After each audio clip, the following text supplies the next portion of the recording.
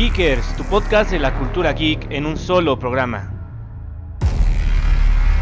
Bienvenido a una nueva dimensión,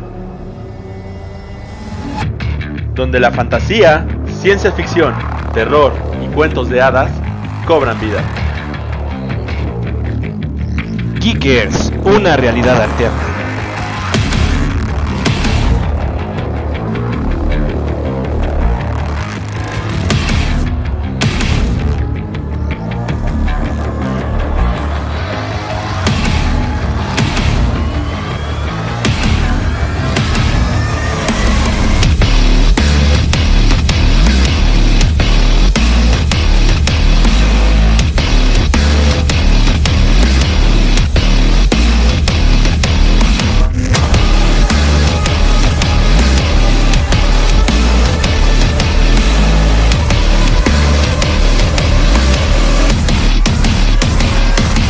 Atrévete a entrar en la cuarta dimensión.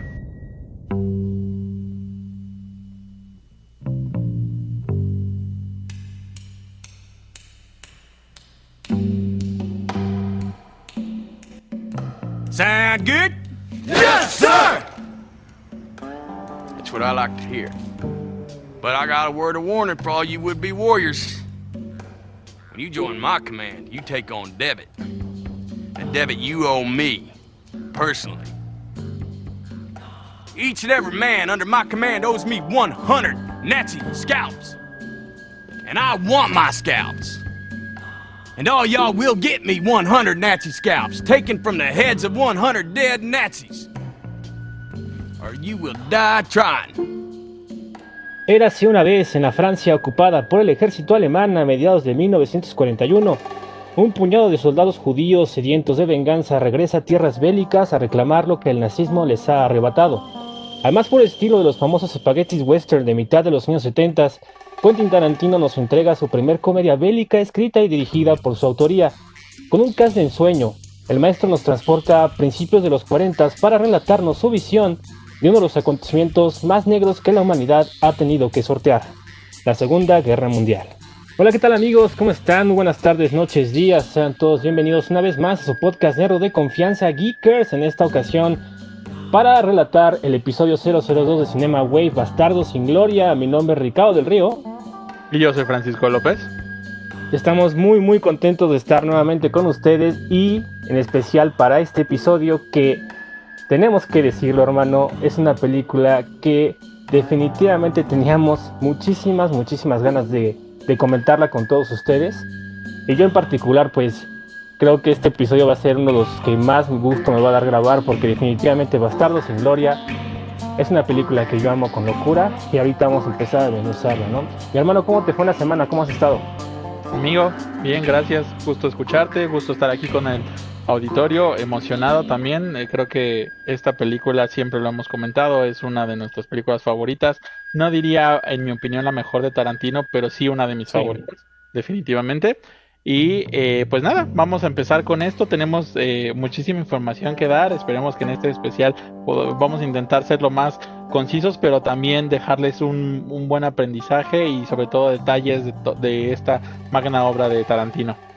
Claro, yo también opino igual que tú. Creo que es una película excelsa, hermano, pero sí también creo que también opino lo mismo que tú. No es la mejor de Tarantino definitivamente, pero sí la pondría en el top 5, ¿eh?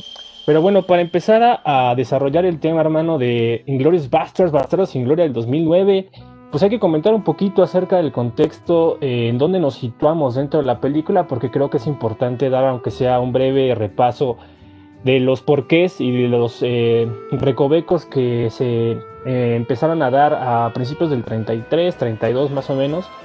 No nos vamos a ahondar un poquito tanto a detalle, simplemente hacer un breve repaso del por qué Alemania es que invade Francia, ¿no? a 1940-41, para que podamos entender el porqué de la primera escena, ¿no? Que es una escena maravillosa del capítulo 1, ahorita vamos a entrar también a detalles. Y bueno, pues comentar rápidamente, ¿no? La Segunda Guerra Mundial como tal es una consecuencia enteramente de la primera, no hay que decir más cosas.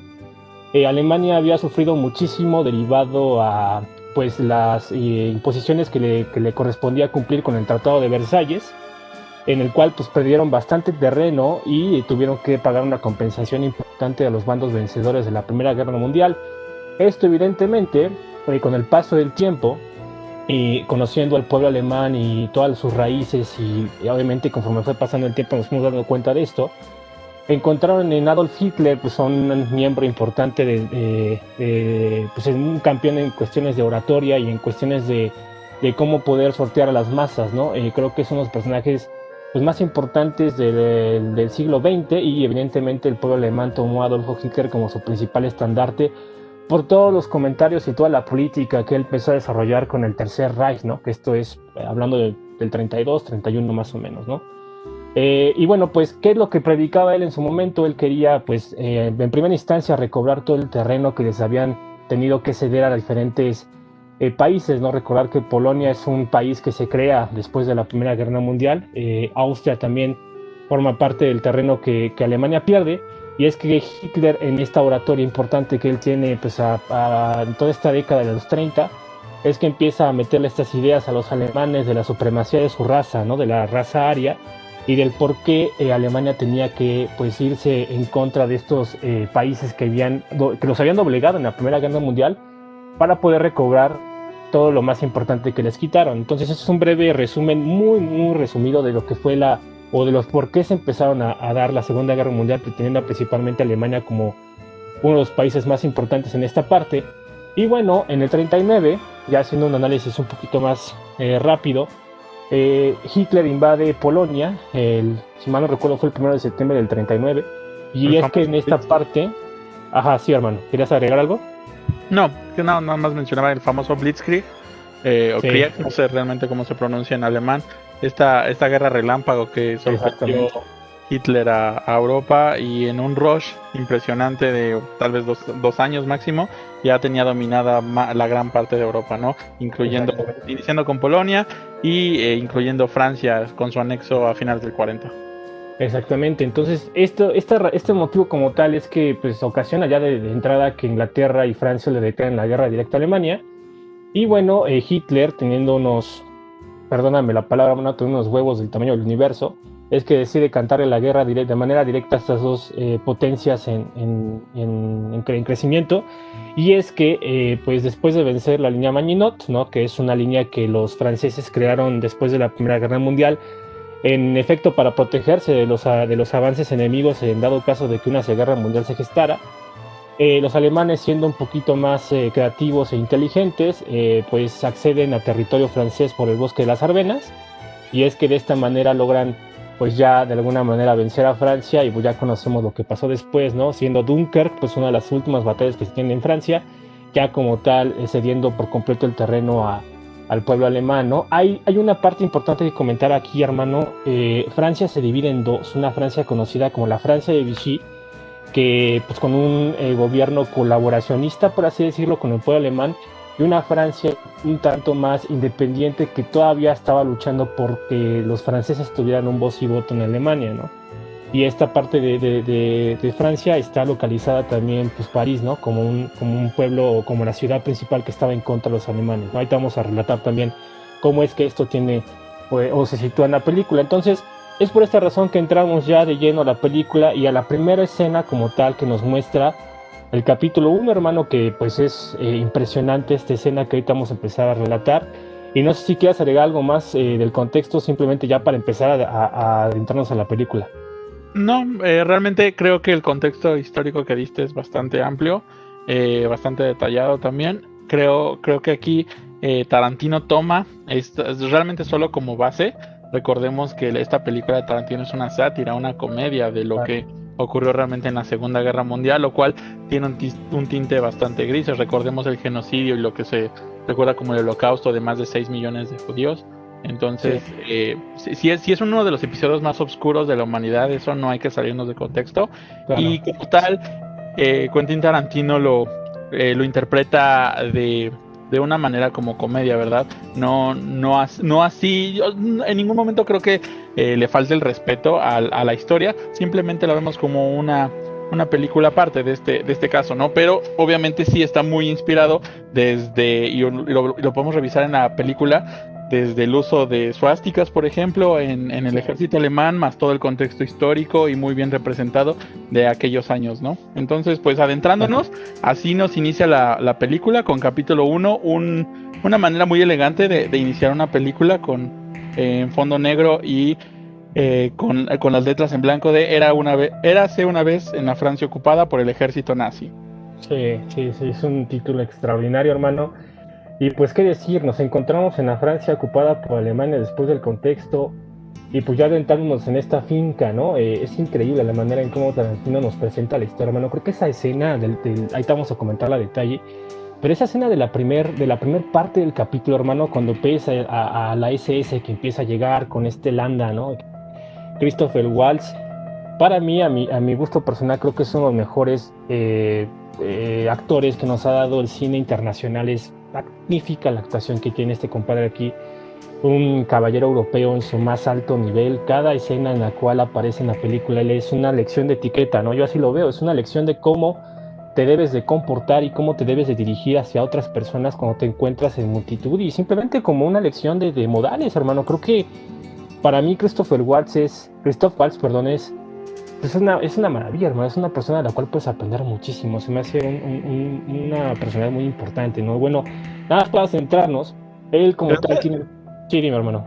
Creo que a diferencia de muchos actores hollywoodenses que nada más llegan ahí por su carita bonita o contactos o a ver si quién se ha colado con qué productor, Christopher Waltz es sobre todo es un actor y es un personaje que deja ver todo el pedigrí que tiene como actor de carrera realmente, ¿no?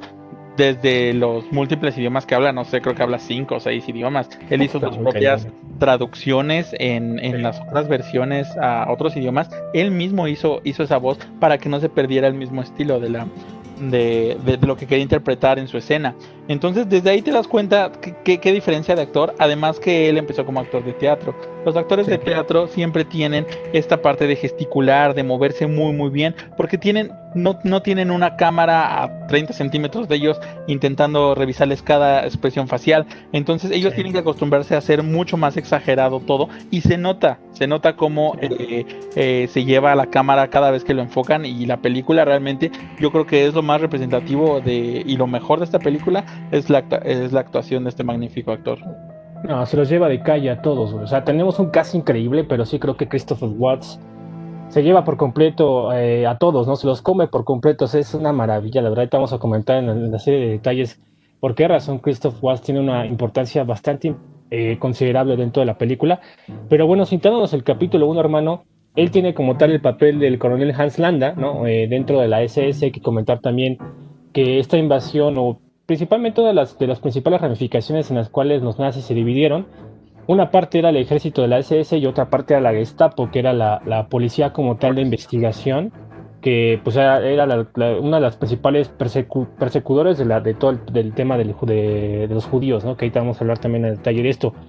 Dos personas importantes, ¿no? Y aquí por primera vez vemos estos customs y estos vestuarios tan impresionantes, hermano, que a mí la verdad, si algo tengo que elogiarle a los nazis, que es algo que yo, eso es de manera personal, qué bien vestían, hermano, la verdad. Una elegancia impresionante. Era impresionante la manera en cómo estos trajes impresos, estas gabardinas, es increíble. Y bueno, pues ahí detrás de todo esto está Hugo Boss, ¿no? Es impresionante la manera en cómo Hugo Boss logra capturar todo esto, esta elegancia, ¿no? Para el pueblo nazi, para todo lo que ya sabemos del pueblo alemán. Y la verdad es que aquí en esta primera escena lo vemos por primera vez, ¿no? Es increíble la manera en cómo lo representaron. Y bueno, Hans Landa como tal en este paseo o en esta investigación que está haciendo en Francia, pues se da con la finca, ¿no? de Mejie le Petit, ¿no? Como él bien lo dice al principio de la cinta, interpretado por Denis Menochet. Y bueno, en esta investigación que se encuentra realizando, de alguna manera empieza a indagar y a investigar previamente que ya había habido una indagación previa por parte de los nazis a la finca de Mejie le Petit para determinar si en efecto estaba escondiendo judíos o no. No creo que es algo importantísimo, porque aquí se genera uno de los diálogos más importantes de la película, creo yo, hermano. Así es, y sobre todo yo creo que hay que resaltar en esta parte, independientemente de la historia que se está contando en el momento, que para una película de Tarantino siempre creo que la historia de fondo es lo menos importante. Siempre el guión y las conversaciones, la construcción de una escena es lo que más resalta de una película de este magnífico director, ¿no? Y aquí lo podemos ver muy bien representado, como desde que se va acercando en este estilo, que obviamente sabemos que Tarantino es muy fan de todo el cine western, que mencionaste tú al principio, cómo va construyendo esta escena donde él ve que vienen desde la lejanía y va entrando, cómo lo invita a pasar, la educación, como bien dices, de Landa al estar haciendo todo esto, te deja anonadado, y no por nada le valió el Oscar de actor de reparto para esta película, ¿no? Siento que toda esta construcción de escena se logra muy bien de acuerdo al magnífico guión. El guión es quien lleva de la mano a estos actores y te va haciendo, no sé si tú lo sientas, pero yo en todas las películas de Tarantino sientes tal tensión que a veces empiezas a pensar que la escena ya duró más de lo que tenía que durar. Te empieza a entrar esa sensación como de ¿qué está pasando? ¿Por qué no cambian de tema, ¿no? De escena, de tema? ¿Por qué no avanza esta escena? ¿Por qué está enfocando una pluma a anotar un número, no?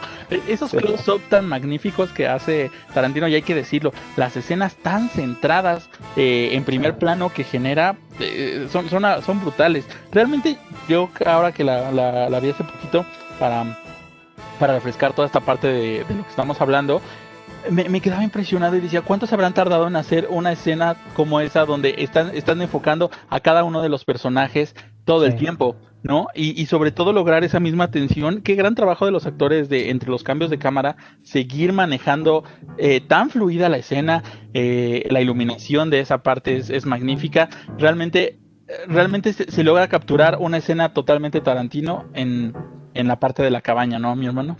No, sí, totalmente de acuerdo, mano. Yo lo veo como cine artesanal, creo que esa es la manera más específica para poder nombrarlo. Y como bien lo indicas, pues el guion obviamente es autoría de Tarantino también, él evidentemente crea todos esos personajes. Y algo que sí he de elogiar, hermano, es la manera tan particular que Landa tiene para envolver a la Petite y hacerle creer que la visita que él tiene es pues, alguna formalidad nada más, ¿no? Y que no va a hacer nada al respecto para poder indagar más de lo que previamente ya se habían hecho los alemanes al visitar su finca. Nada más un pequeño paréntesis. Qué bonitas están sus hijas, perdón. Y creo que hay una actriz ahí importante, hermano, que no recuerdo ahorita el nombre, que también apareció en Death Stranding con Kojima, en un papel ahí que tuvo.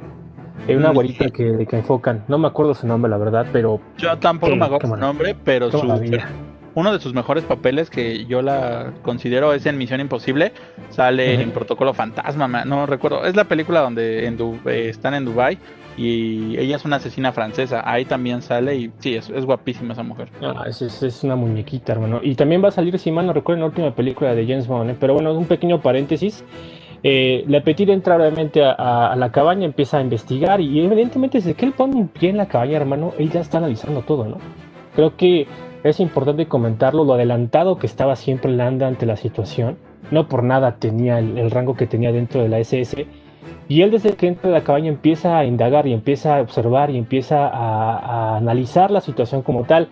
Y una de las cosas que él comenta como tal en esta entrevista que tiene con la Petite es que de alguna manera la diferencia o una diferencia importante que hay entre los soldados normales de la SS y él es que los soldados animales piensan como alemanes, ¿no? Y él, en su caso, tiene que pensar como judío para poder hacer su trabajo, ¿no? De hecho, esa analogía que utiliza es increíble, ¿no? Cómo lo maneja y cómo le comenta, y incluso hasta cierto punto el francés, Monsieur Lapetite, se queda así como de, ya me está aburriendo tu comentario, ¿a qué vas, no? Y cuando lo liga perfectamente a que Hans Landa ya sabía que él tenía escondidos personajes, es el gran salto de la película, de la escena, y cómo te lo revela, ¿no? Esta manera de que él, bien dices, lo guía hasta que el otro literalmente se rompa y diga, no, sí, aquí los tengo escondidos. Exacto, eso es increíble, a mí me genera una tensión, es maravilloso cómo lo logra hacer Tarantino, hermano, de llevarte de una escena que aparentemente es normal, es X entre comillas, porque es impresionante toda la parte y la escenificación y toda la parte artística es increíble, Pero lo que voy es que es un diálogo hasta cierto punto normal, ¿no? Pero poco a poco va subiendo,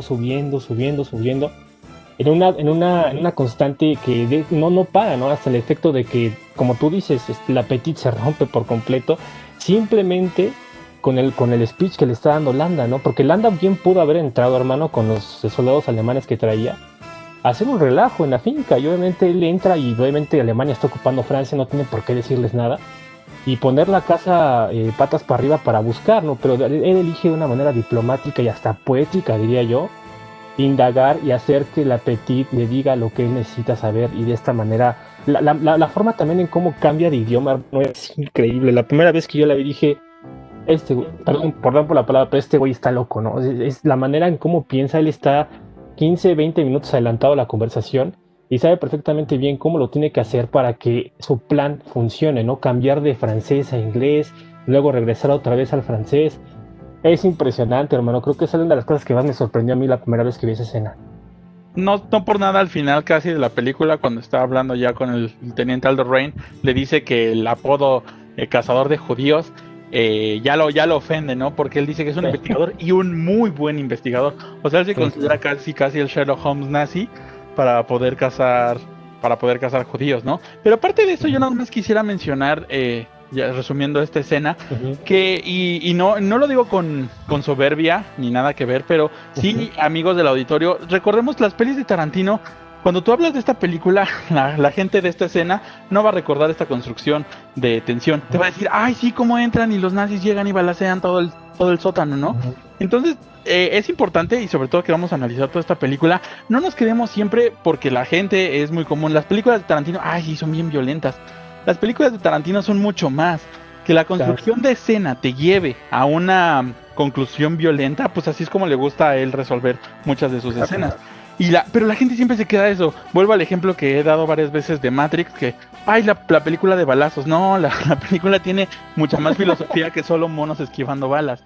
Entonces, siempre que hablemos de Bastardos sin Gloria o del cine de Tarantino en general, siempre hay un mensaje atrás de toda esta construcción de lo que uno podría decir, ay, pues es una escena de un cuate ahí que fue a buscar a una judía. No, hay más, intenta explicar más, te intenta construir una escena, te intenta dar... Esta escena simplemente es para generarte tensión, independientemente de la construcción de la historia de la película. Entonces, vayámonos con eso y no seamos de ese público que nada más le gusta Tarantino porque hay sangre en sus películas, ¿no? Sí, no, es una forma muy, muy tonta de verlo, hermano. Creo que ya no describes tú el cine de Tarantino y de otros autores más importantes. Creo que es un cine de autor, es un cine de gente que te hace pensar las escenas, no nada más te da todo peladito en la boca, ¿no? Creo que Tarantino siempre ha sido así.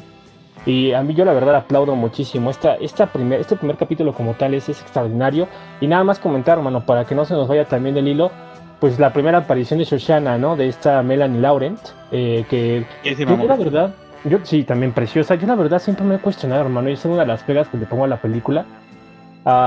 Supuestamente ya conforme va avanzando la película y entiendes y conoces más el papel de Hans Landa, pues tú ves que el tipo es metódico y es súper inteligente y es increíblemente audaz, ¿no? Con la cuestión de cómo se dirige y cómo hace su trabajo.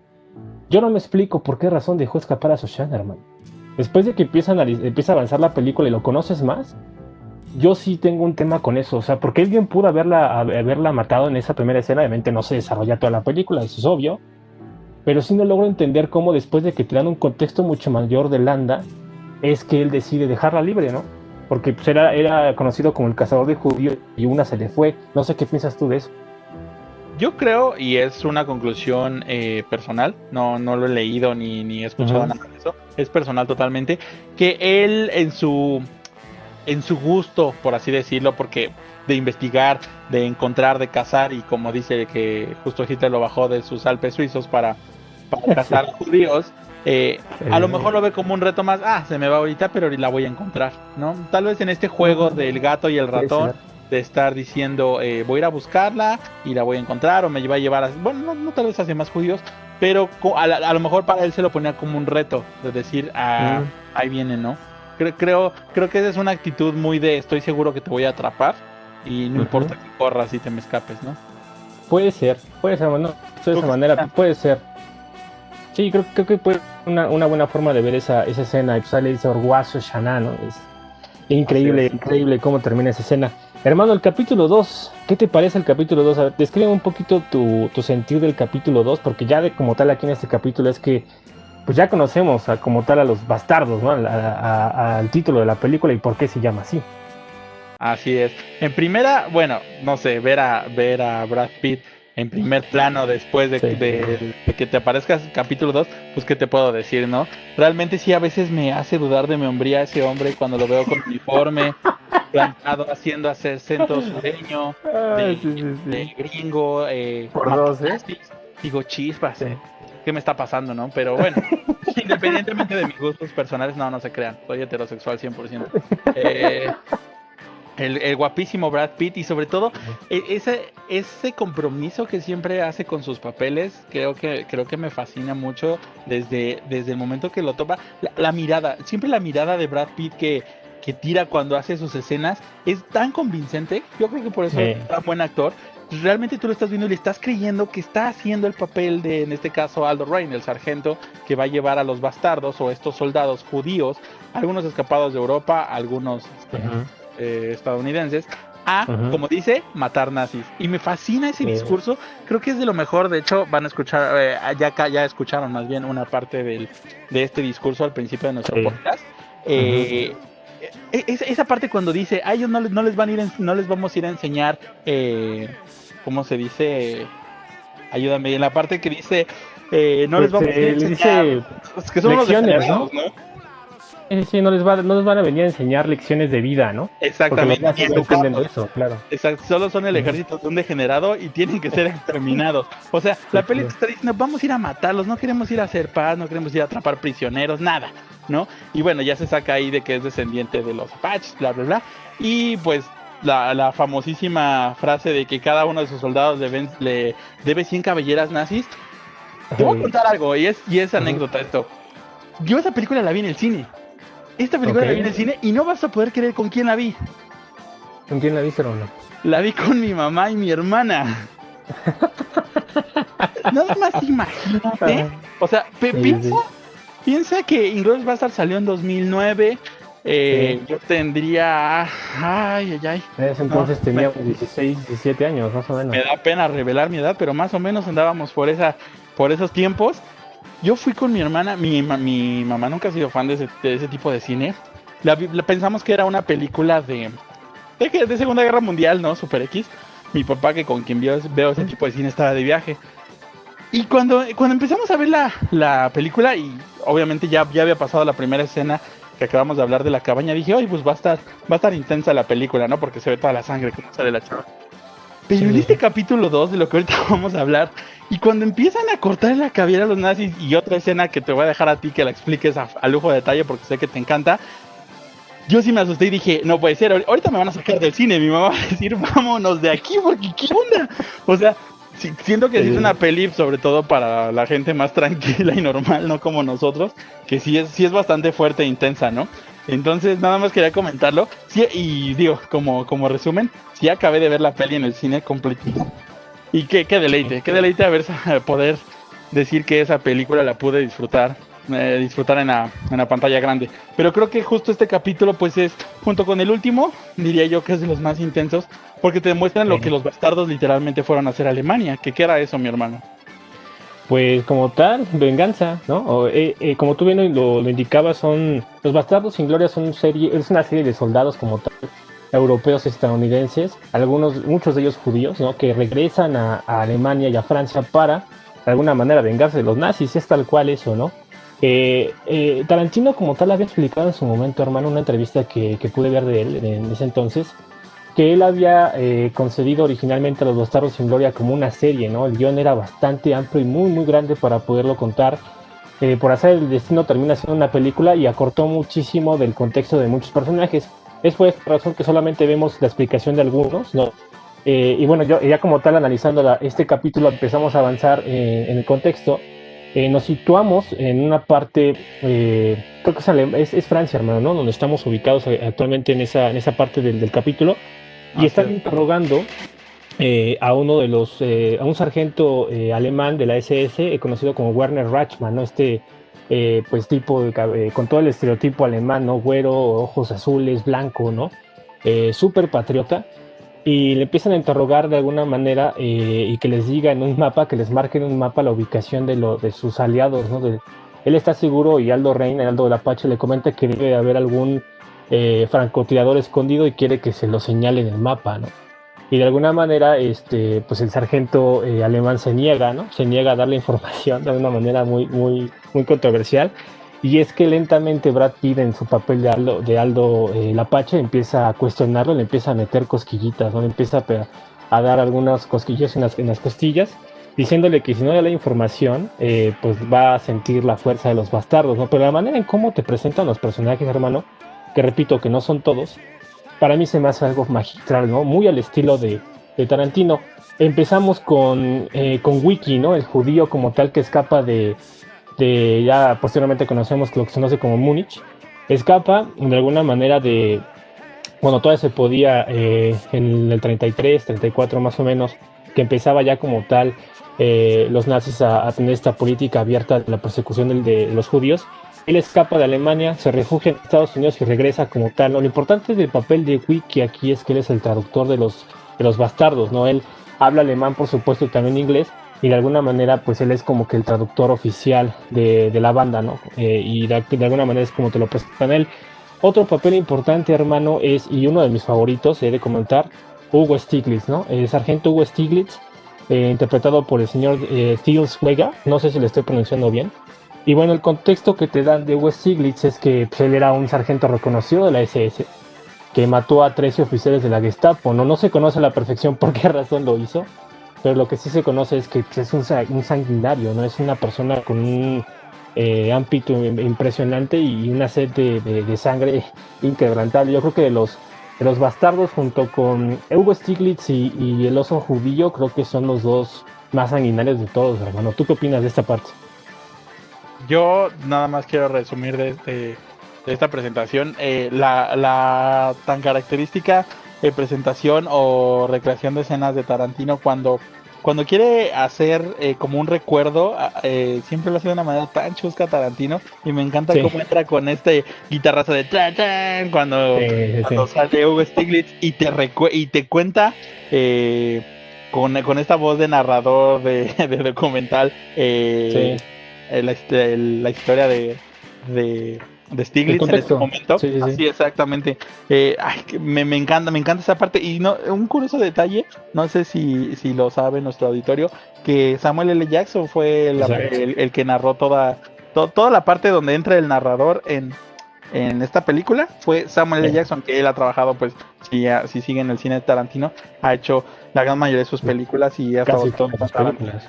Así es. Entonces esta no iba a ser la excepción. Y también escuchar la voz a mí me fascina la voz de Samuel L. Jackson como narrador. Siempre recuerdo un mini paréntesis. La nueva película de Robocop, que considero que es una completa basura. Creo que lo único que tiene bueno es tener a Samuel L. Jackson como el personaje que da las noticias, y escucharlo me fascina. Es nada más un mini paréntesis sobre este personaje, ¿no? Pero regresando a la escena, creo que esa presentación en especial de Hugo Stiglitz, porque es el único que le hacen tanto focus que le dan a este personaje, ¿no? Como ya no tanto hacia los demás, que obviamente te los van presentando. Digo, el siguiente, que sería Donnie Donovitz, ¿no? Eli Roth, que hay que mencionarlo. Eli Roth no solo es un actor, él es un director de películas también, y es amigo personal de Quentin Tarantino, y por eso salió en esta película. Él sale como el sargento Donnie Donovitz, y apodado el oso judío. ¿Qué nos puedes decir del oso judío, mi hermano? No, pues la representación de cómo te lo muestran, hermano, creo que es tenso, ¿no? Es tensión. Desde que el sargento alemán se niega a darle información, empieza a sonar un bat, ¿no? Que empieza a sonar en el background como tal de la escena, y le pregunta precisamente, ¿no? Aldo al sargento alemán le pregunta, oye, ¿escuchas eso? Y le dice el soldado alemán que sí, ¿no? Y evidentemente es tal la fama que tienen ya los bastardos en todo el pueblo, o en todo el ejército de la SS, que conocen a la perfección cada uno de ellos, su personaje como tal y el contexto, ¿no? Evidentemente, como te presentan Hugo Stiglitz, este sargento alemán conoce perfectamente bien quién era Hugo Stiglitz en su momento, ¿no? Y para el caso de cuando te presentan al oso judío, a este Donny Donowitz, es el mismo caso, ¿no? Le pregunta, de hecho, Brad Pitt a este soldado, le dice, oye, por qué se le conoce como el oso judío? ¿Qué es representativo de él, no?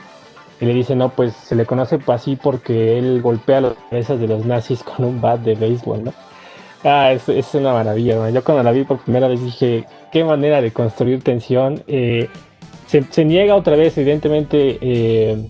Aldo el Apache le da una última oportunidad al sargento para decirle la ubicación de la artillería alemana, que le dice, ¿no? Quiero saber cuántos invitados vienen a la fiesta y qué traen para tomar, algo así, no me acuerdo perfectamente bien de qué es lo que le comenta Brad Pitt a este sargento. Pero la manera en cómo construye el guión Tarantino es impresionante, ¿no? Ya después de que la última vez que se niega este soldado alemán, ya conoces como tal al oso judío y le pregunta, ¿no? Que viendo sus insignias como tal de su uniforme, que si se la dieron por haber eliminado a nazis, ¿no? Eliminado a judíos, perdón, y es maravilloso, bueno, esa parte también. No, y la paz. Fíjate que algo que siempre está presente en las películas de Tarantino y me llama mucho la atención aquí, siempre hay el uso de drogas. Si tú te fijas en todas las películas de Tarantino, medio se echan algo. Y en esta se ve luego cómo Brad Pitt se está drogando. Y obviamente las pupilas dilatadas de Donny Donowitz. Cuando se va a sonar al sargento alemán, se nota que está atrás el cuate pasadísimo. Para hacer un batazo de esos a una cabeza. Y la crudez de la escena. Yo me recuerdo, no recuerdo haber visto tantas pelis.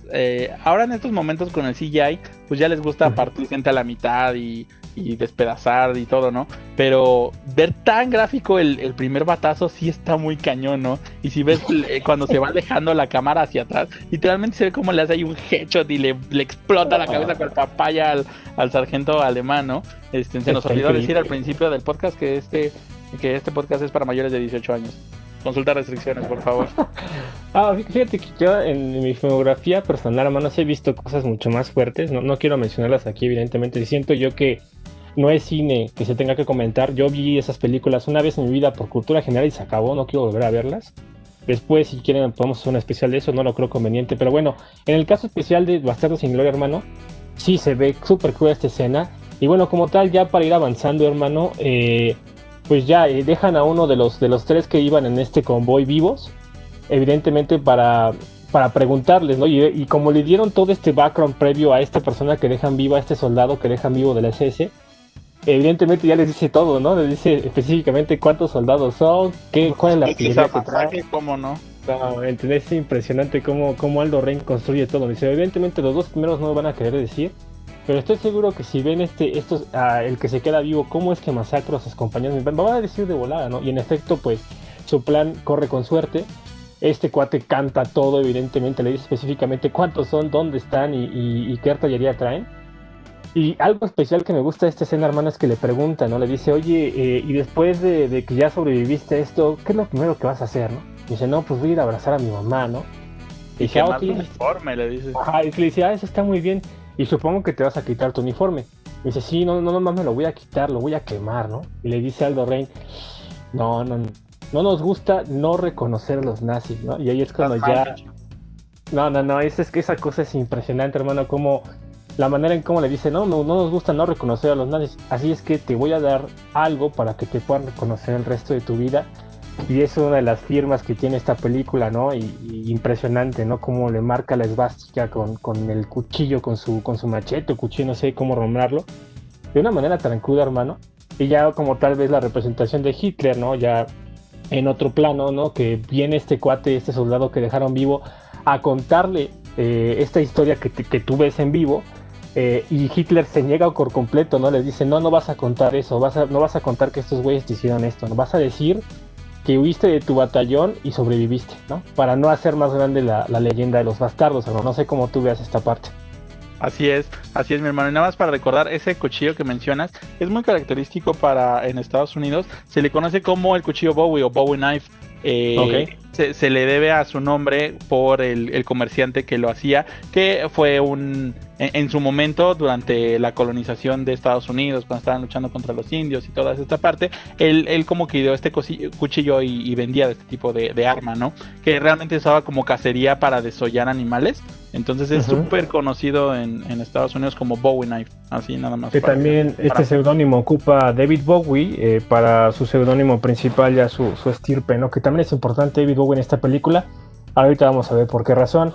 Y bueno, así termina el capítulo 2, hermano, ¿no? ¿Qué me puedes decir del capítulo 3? Que ya es como tal la representación 4 años después, esto es en el 45, importante mencionar que esto que vivimos hasta el capítulo 2 es 1941. A partir del capítulo 3 ya es 1945, ¿no? Que es conocido mundialmente en la historia como el año en el cual la Segunda Guerra Mundial, entre comillas, termina, porque es cuando tenemos la rendición nazi, pero creo que pasaron todavía unos meses más en los enfrentamientos que tenía Japón con Estados Unidos ya en otra parte del mundo, ¿no? Pero ¿qué me puedes decir del capítulo 3, hermano? Aquí ya vemos a Shoshana, ¿no? A Shoshana en un ámbito completamente distinto al cual la conocimos, y es algo que también yo le pongo una pega un poco a la película, hermano.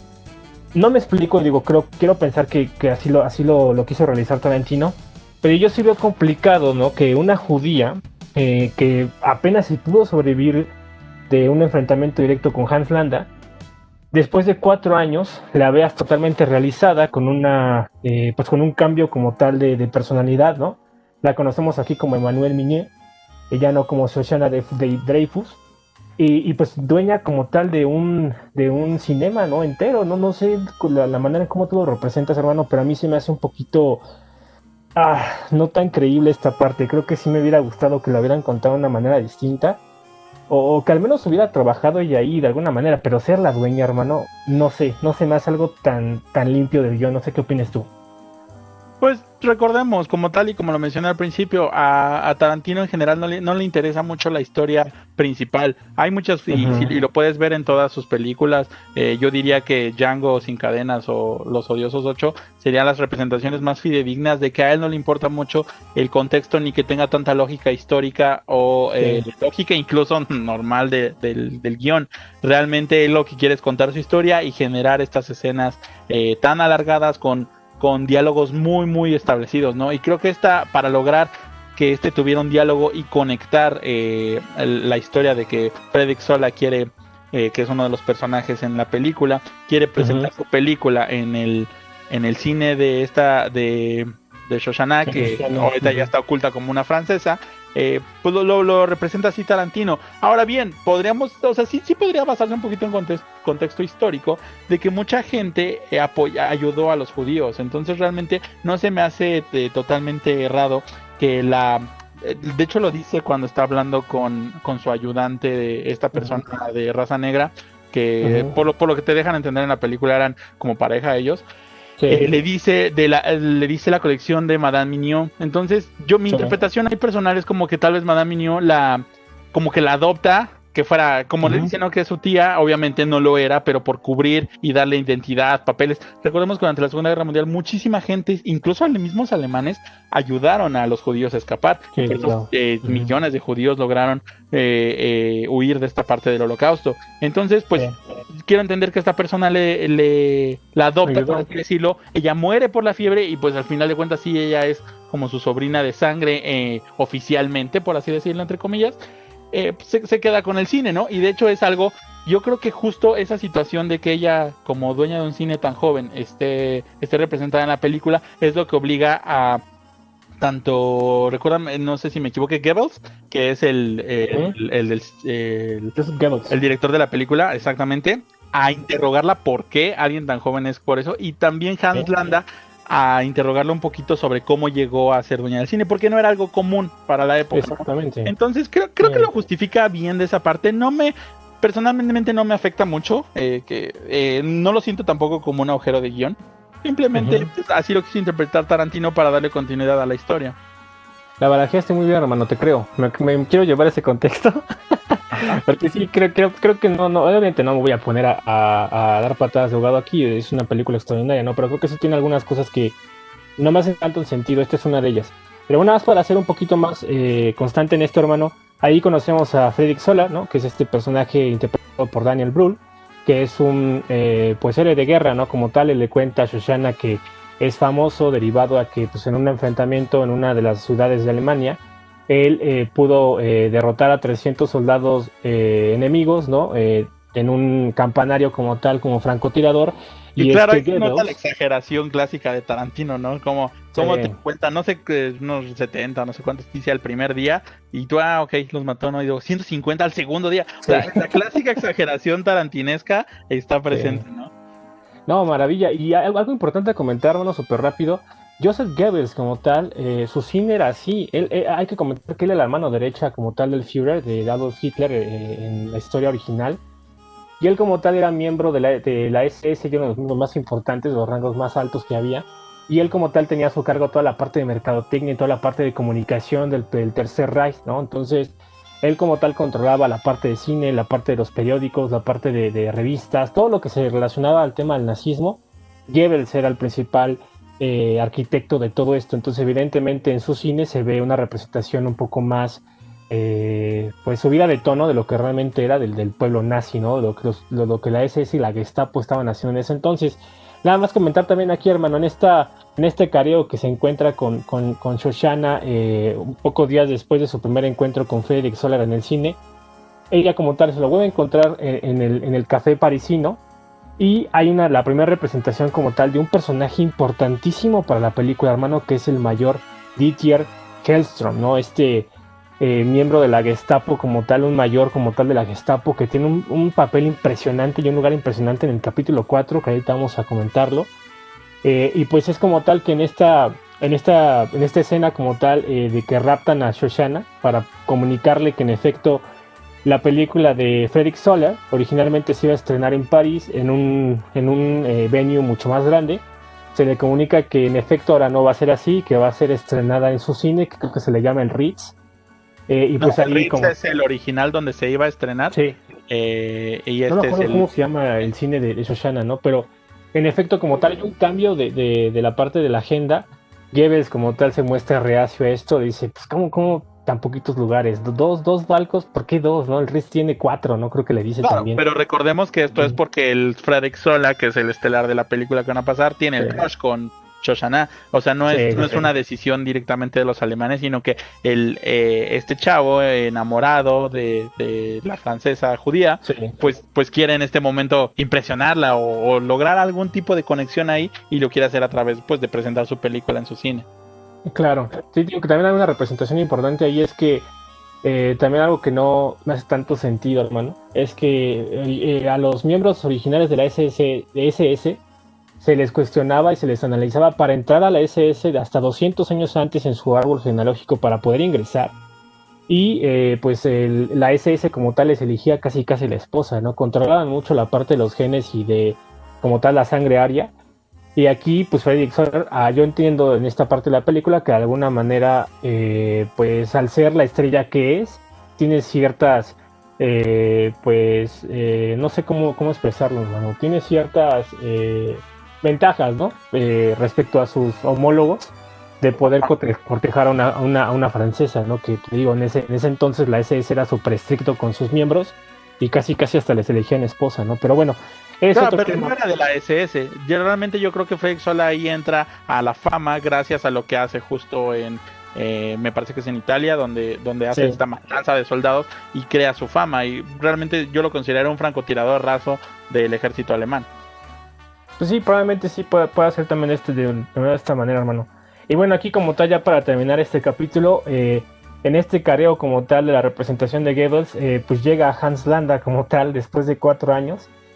Y se encuentra otra vez con Shoshana, ¿no? Evidentemente aquí conocida como Emmanuel Mignot, y le cuestiona toda la parte de seguridad, ¿no? Ella se entera de que pues, él va a estar a cargo de la seguridad, porque es importante comentar que en este estreno de la película van a estar indicados pues muchos de los más altos rangos que tenía en ese entonces la SS y la Gestapo para el estreno de esta película. Entonces iba a haber mucha gente muy importante ahí, y definitivamente el Führer quería que Hans Landa se hiciera cargo de la seguridad, conociéndole los métodos que tenía y su inteligencia, su perspicacia, ¿no? Entonces, la escena del strudel es también maravillosa, estos close-ups a la comida y la manera en cómo también Hans se envuelve a Shoshana para que también le diga lo que necesita saber. Es No, impresionante. le pide hermano. la leche a Shoshana, porque Sí. recordemos que en la primera escena Sí, sí. él le pide leche en la escena de la granja. Sí, Entonces, sí, sí. son de esas escenas que gritas y tragas saliva de decir, no, ya la cachó, y sabiendo sobre todo que es un personaje tan inteligente, Hans Landa, que yo creo que la película interpreta muy bien que él nunca como que se entera o nunca conecta los puntos en que esta persona es en su momento Shoshana, que se le escapó al principio de la película, ¿no? No Claro. lo siento así, pero qué buena representación, y sobre todo yo creo que ahí todo el público que en su momento por primera vez la vio, saltas de tu asiento, ¿no? Y te muerdes las uñas porque qué va a pasar en esa escena. No, es increíble. Y te digo otra vez, otra representación de modales, ¿no? Desde el hecho de cómo llega, se sienta, pide permiso para sentarse, le ofrece también comida a ella, pide por ella, ¿no? O sea, es impresionante la manera en cómo el personaje de Landa se desenvuelve en la cinta, hermano. Es lo que yo lo vuelvo a decir. Creo que se come a todos los actores por completo Christoph Waltz. Y bueno, aquí es como se entera como tal ya Shoshana del plan y empieza a idear ya este esquema del plan previo de poder hacer un desorden monumental en su cine, ideando esta venganza ya como tal de lo que le hicieron a su familia 4 años atrás, ¿no? Entonces, es una maravilla, hermano. No sé si quieras agregar más de este capítulo, pero creo que podemos cerrar con esta parte, ¿no? La construcción de la escena es maravillosa, cómo te cuentan el contexto de los personajes es increíble. Y nada más para cerrar, pues comentan que el nitrato de las películas como tal es 3 veces más famable que el papel, y por esta razón Shoshana empieza a idear un plan como tal para poder consumar su venganza, ¿no? Claro, y yo no nos quisiera agregar muy al estilo de obra musical o obra teatral, el tercer acto o tercer capítulo que menciona aquí Tarantino, más allá de que sea implícitamente más tranquilo, porque no está lleno de violencia ni clímax tan fuertes, a excepción de el encuentro de Landa con Shoshana, le digo, muy a pieza musical a ese estilo. Nos empieza a crear todo este escalafón hacia el clímax, que yo lo considero que sería el capítulo 4 y el gran final, que Sí. sería el capítulo 5, que vamos a hablar después de esta pausa. Exactamente. Vamos a escuchar la canción, hermano, para darle un poquito de cadencia al programa. Ahorita les describimos la canción que viene a continuación. La van a reconocer a la perfección, de uno de los músicos más extraordinarios de toda la historia, a mi parecer. No se despeguen, estamos escuchando Cinema Way, el episodio 002, Bastardos sin Gloria. Volvemos en un pequeño momento, no se despeguen, regresamos y seguimos platicando más a fondo la película. Muchas gracias por estar aquí. Regresamos.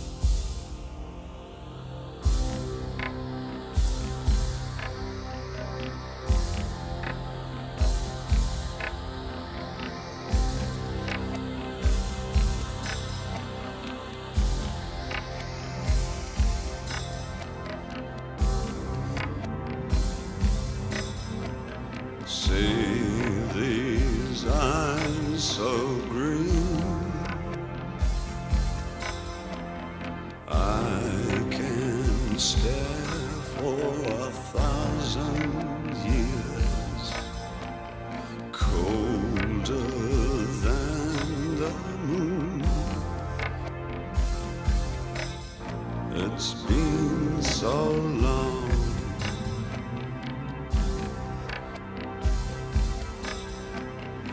Feel my blood enraged.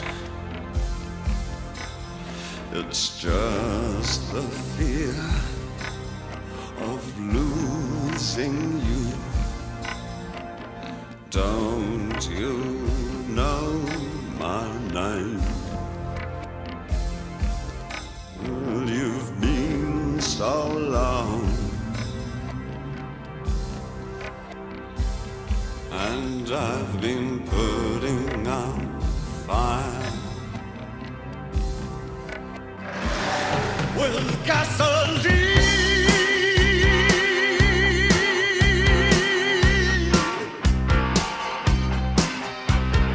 See these eyes so red, red like jungle burning bright. Those who feel me near full of lies and change their mind. It's been so long. Still this pulsing night of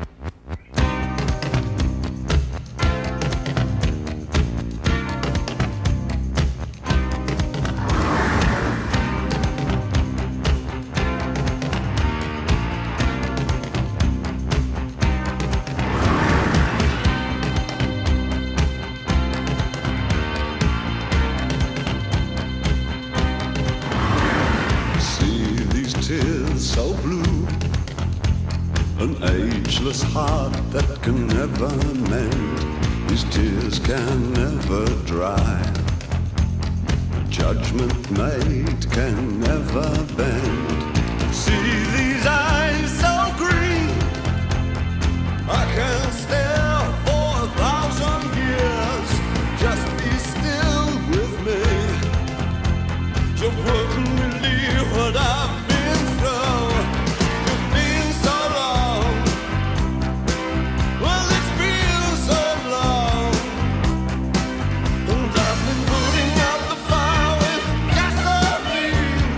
Putting out fire with gasoline. Well,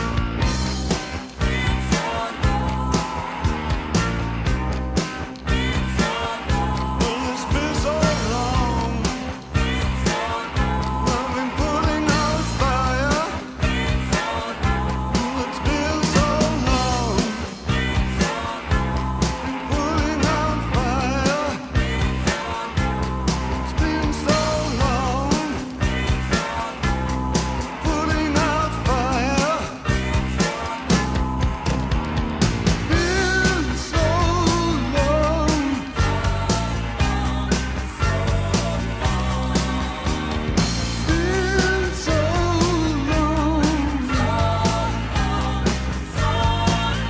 Putting out fire.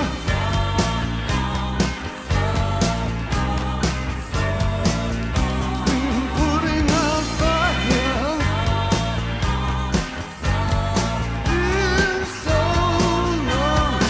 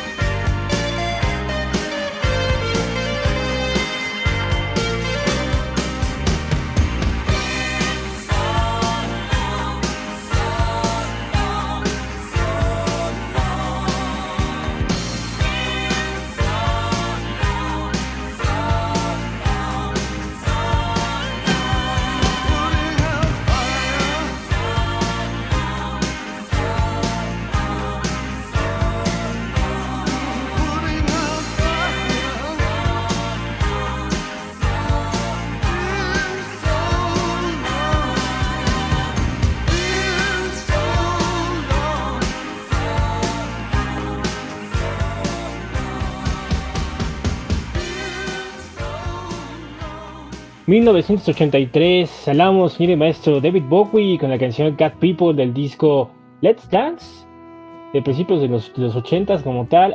Importante comentar, esta canción tiene una importancia pues bastante singular en la cinta. Ahorita vamos a comentar por qué razón.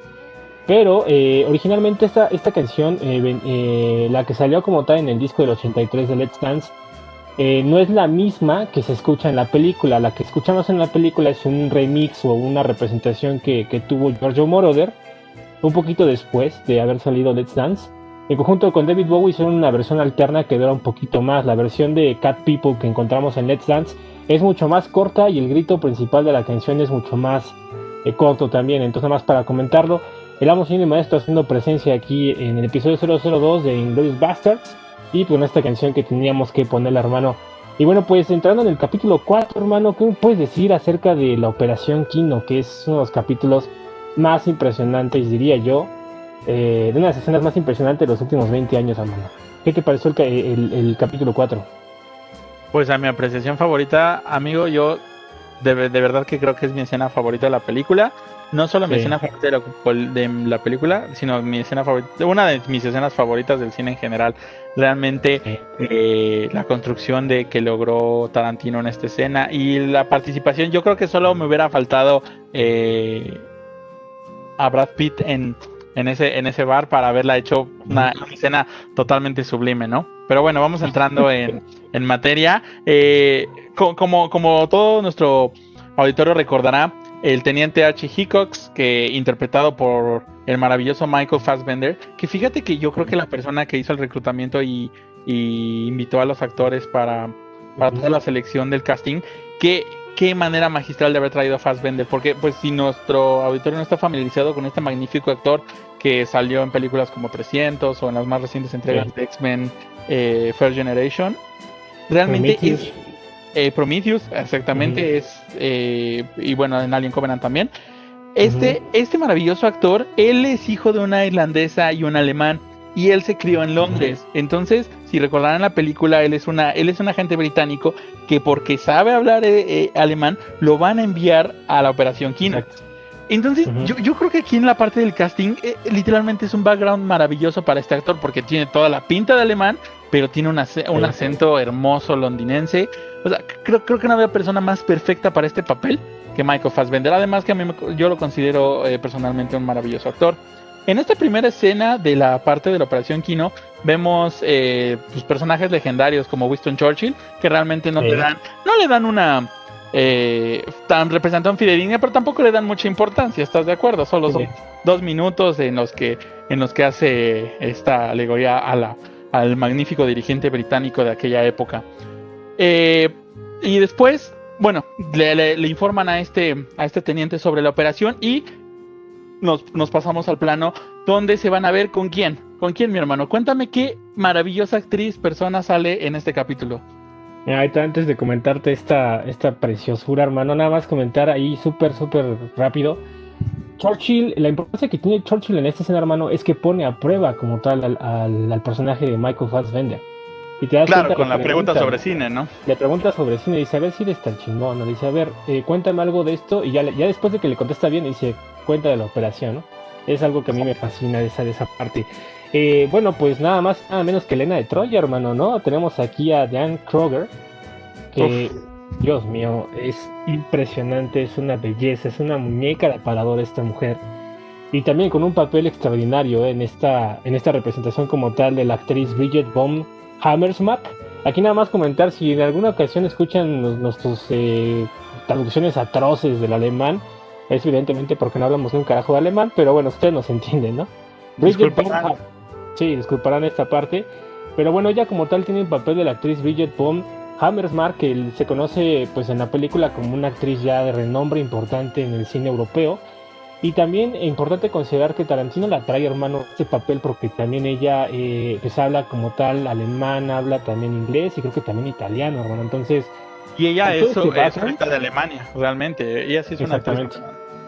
Exactamente. Entonces, por esta razón es que pues no había personalidad más de a dedo que quedara ella como tal en este papel, que como tal ella tiene la representación de este agente infiltrado, ¿no? Dentro de las líneas alemanas, que le está brindando información ya de manera directa al ejército inglés y al estadounidense, y es como tal que hay este link, ¿no? Con el papel de Michael Fassbender como el teniente Archie Hickox, al encontrarse ya con los bastardos, ¿no? Como tal, le preguntan también que se había escuchado hablar de los bastardos, y él indica que en efecto pues es un pelotón como tal, unos miembros como tal del ejército estadounidense que están yendo o que tienen una misión de infiltrada en Alemania y en Francia para poder pues despedazar a los nazis, ¿no? Y aquí como tal se encuentran ellos previamente a la reunión, ¿no? Ellos se iban a ver para que les platicaran mucho más a fondo de qué va la Operación Kino, y es como tal que el personaje de Michael Fassbender tiene este primer careo como tal con los bastardos, ¿no? ¿Qué me puedes decir de eso, hermano?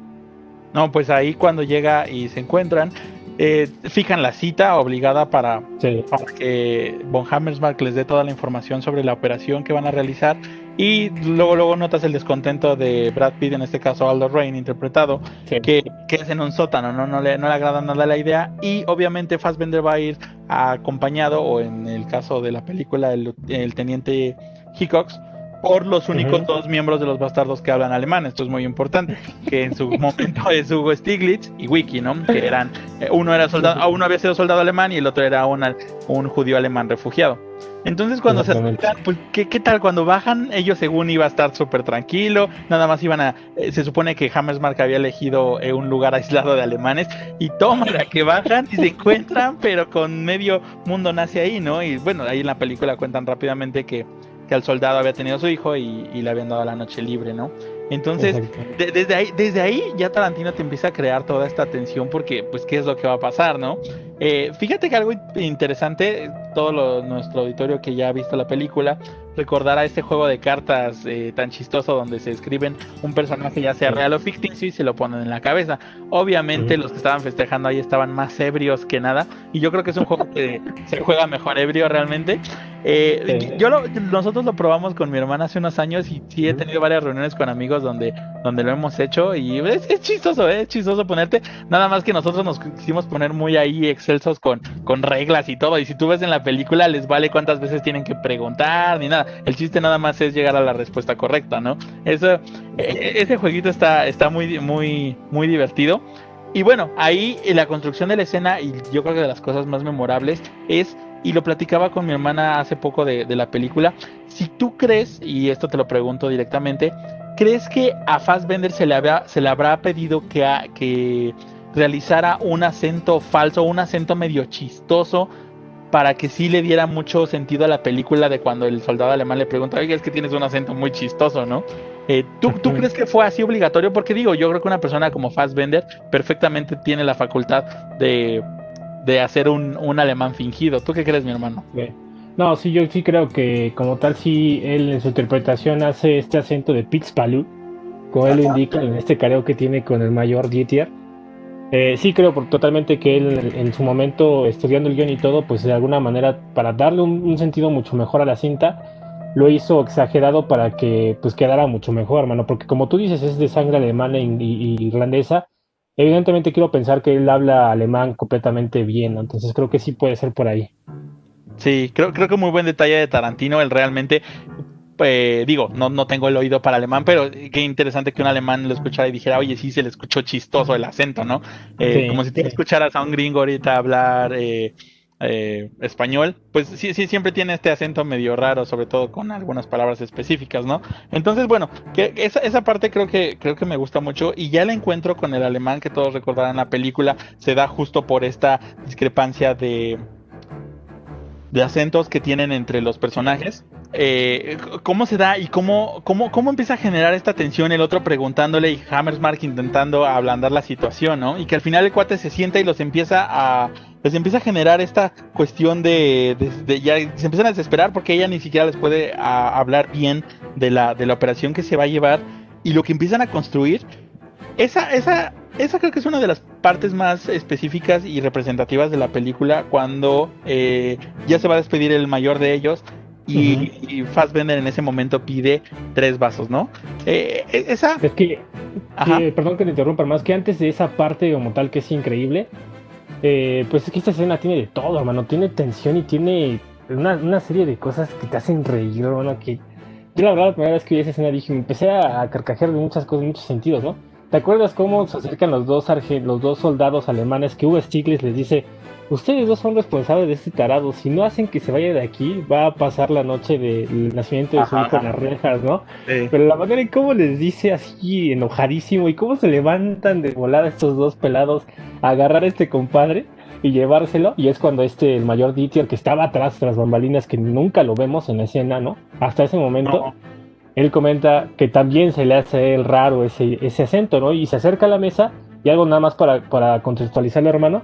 Le dice, no te estoy preguntando a ti, Mr. Múnich, ni a ti, Mr. Frankfurt, ¿no? Le estoy preguntando al capitán no sé qué, ¿no? Que le dice, claro. derivado al acento, ¿no? Este cuate como es un letrado, el mayor Didier, que también es un personajazo, a mí me encanta ese personaje, que como tal es tan avanzado su oído que logra detectar exclusivamente de dónde vienen los otros dos, ¿no? Tanto Hugo Stiglitz como el otro bastardo que estaba ahí sentado con ellos, que me parece que es este Wiki, ¿no? O ya hemos hablado con él No, pues es en que su él era un momento. oficial de la Gestapo. Tenía que tener esa audición y fijarse en tantos detalles específicos de una persona, ¿no? Ah, A es eso se increíble. dedicaba. Es increíble cómo construye la escena Tarantino, porque te digo, tiene cosas desde muy chuscas, desde la representación como tal que tú decías, de la ebriedad al 100%, y a una tensión ya brutal, ¿no? Que como tal que tú comentas bien, que ya se relata Michael Fassbender al dar el 3 como tal de los 3 vasos que piden para poder abrir esta botella de whisky de 33 años. Maravilloso, yo creo que ese whisky debe saber increíble, hermano. Dato cultural. Y bueno, pues ya es como tal se relata y ya como tal el mayor Didier le dice, a ver, tú eres tan alemán como el whisky que está servido ahí, ¿no? No te Sí. creo nada. Carea también a la actriz, a esta, a Ajá. Dani Kruger, que empieza a decirle, oye, no, tranquilo, dice, a ver, tú cállate, tú no tienes ningún sentido, no tú eres una traidora. Y esa escena, hermano, de cuando le dice, cuando hace el corte de la pistola, ¿no? De la carga, y Ajá. realmente la apunta y le dice Michael Fassbender, pues yo te estoy apuntando desde el mismo momento que te sentaste a la mesa, cabrón, ¿no? O sea, es impresionante, hermano. A mí me voló la cabeza cuando vi esa escena por primera vez. Sí, no, definitivamente que cómo te construyen esto y digo, desde que pide los vasos, tú le ves los ojos a Diane Kruger así como de, ya la regó este Ya, cuate, ya, ¿no? Ya ya, así, y el sí. otro nada más se le queda viendo y lo empieza a pensar, ¿no? Me da mucha risa como también él no pide whisky, súper nenita, ¿no? De que no aguanta el whisky, que dice, "Ay, Sí, a mí me gusta el whisky, pero al whisky no le gusto yo, ¿no? Es sí, el alemán y él tiene ahí su cerveza en es, en es, esa bota. es maravilloso. Yo pongo al mayor Didier en mi top 5 de personajes de la película, sin problema. O sea, Ah, sí. con esa escena, eh, es una representación increíble de cómo eran los soldados alemanes. Yo me imagino así los soldados alemanes, a los miembros de la Gestapo, así de cultos, así de eruditos, así de interrogativos con las personas, así de chingaqueritos, perdón por la palabra, pero creo que es la mejor manera de describirlo. Pero de alguna manera él analiza todo, ¿no? Y algo que también yo quiero hacer notar de la escena, hermano, como él comenta que él también concuerda en que ningún soldado debe de codearse directamente con un alto rango, ¿no? De dice, a ver, cada quien tiene su espacio y aquí no debe de haber intromisiones, ¿no? Pero es maravilloso, hermano, y creo que esta escena como tal, ya como tiene su clímax, ¿no? Que también Hugo Stiglitz dice, ya somos tres, cabrón, o sea, le apunta también a él, y le dice, ah, pues creo que aquí tenemos un problema, pero la manera en cómo lo maneja Michael Fassbender, hermano, cómo mira su cigarro, le da una calada, le dice, no, pues si este va a ser mi último momento, le toma un sorbo del whisky, hermano, le dice, pues al menos me quiero ir tranquilo, ¿no? Y es cuando, pum, todo se va al carajo. Y es una de las escenas más grotescas, yo creo que de la película, porque todos se empiezan a disparar contra todos, hermano. Sí, no, es una Y, locura completa. y algo que a mí me dio mucha risa, hermano, es que precisamente es que el que había dicho que iba a morir primero, este William, que es el sargento William, que es el que estaba celebrando su El cumpleaños en la papá, taberna, ajá. que es el papá de Maximilian, es el único que queda vivo, güey. O sea, eso a mí me voló la cabeza. Dije, no puede ser posible, como de todo lo que pasó, a él no le tocó ni una sola bala. Y es el único que queda vivo. Eso a mí me generó mucha risa la primera vez que la vi, hermano. Sí, porque hasta el barman, todo el mundo se mata ahí. Y Todo. nada más un detalle de ahí, y yo creo que la verdad es mi frase favorita de la película, es que Fassbender me fascina como actor. Justo Ah, la es parte que, increíble. que cuando le da, prende un cigarro, y Sí. la frase específica en inglés le dice Speaking the Kings. O sea, the Kings hace en referencia a hablar inglés, porque dice, no le importa que me vaya hablando pues mi idioma original, ¿no? Exacto. Y el otro Cambia le de idioma, contesta, güey. by all Sí. means, Captain, ¿no? Como dice, ok, va, está bien, ¿no? Entonces, Sí, sí. esa parte es totalmente mágica. Y luego se toma el whisky y le dice, no hay un lugar especial en el infierno para aquellos que desprecian un buen whisky. O sea, Exacto. Sí, sí, sí. qué manera de llegar a ese clímax de explosividad. Yo, o sea, la primera vez que la vi no creía que iba a llegar a tanto, ¿no? Sobre Sí. todo, si analizando ya la balacera que se arma, quien realmente le dispara en la pierna a von Hammersmark es el alemán, porque le disparan, Sí. se le va un tiro y es el que le pega en la pierna, porque Exacto. retomando la escena de lo que venías hablando, es la única, bueno, ella y el William, que es como bien dices, el papá, son los dos que quedan vivos, ¿no? Y después de todo relajo y balacera, pues Brad Pitt se asoma así como de a ver qué pasó aquí, ¿no? Sí, Y bueno, sí, ya que- se que suscita al con final todo de el la escena. desorden, se asoma y dice, a ver, no, ¿qué pasó? Y queda vivo este William. Nada más ahí también comentar, bueno, creo que algo especial también de esta escena es que, pues como tal es una balacera brutal, y como bien lo indica, esto solamente quedan dos vivos, y a mí me genera mucha expresividad la manera en cómo Stiglitz le entierra el cuchillo al mayor Didier, así se ve con una brutalidad increíble, y como, o sea, en esta balacera brutal, Hugo Stiglitz también termina muy. Sale el papel de Aldo Lapache, Brad Pitt, también increíble, y empieza a cadearse, ¿no? Con este soldado que quedó vivo, William, Y le dice, a ver, no, esto no es una negociación sana, tú tienes que dejar tu metralleta para que yo pueda bajar. Si la sigues teniendo, esto no vamos a llegar a ningún lado, entonces eso no es leal, le dice, ¿no? No es Ajá. leal lo que estás haciendo. Baja tu metralleta y bajamos para hablar contigo, ¿no? Y ya es como, también lo envuelve de alguna manera, le dice, ¿qué opción tienes, no? O sea, quiero que, le dice también el soldado a William, le dice, quiero creerte, Aldo, ¿no?